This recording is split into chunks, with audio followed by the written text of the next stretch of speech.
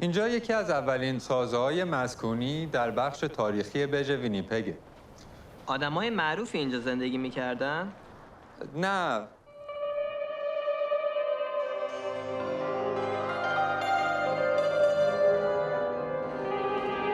نازگل بودو بیا.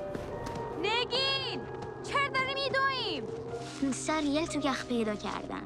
آخه اصلا چطوری از تو یخ درش بیاریم؟ Alors, on me dit que ta dernière journée ici, c'est ça?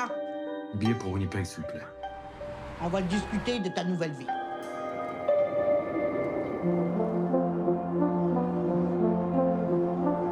J'aimerais des somnifères, s'il vous plaît. La vie vaut la peine d'être vécue, monsieur.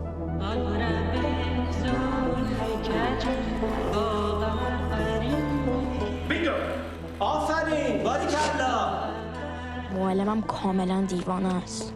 بزرگ شدی؟ دوست داری چی کاره بشی؟ دیپلمات.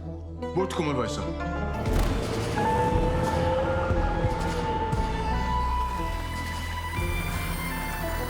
برو آروم بیدارش کن.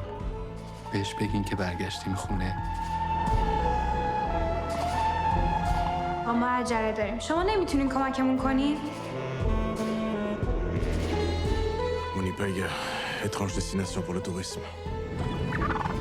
T'as-tu des chaises? J'en ai. T'as-tu des étagères? J'en ai. T'as-tu des divans? J'en ai.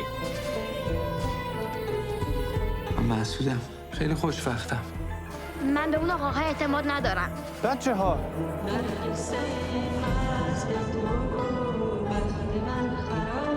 باشد تا هر روز زندگی نوروزی پر از شادی و خوشی باشه.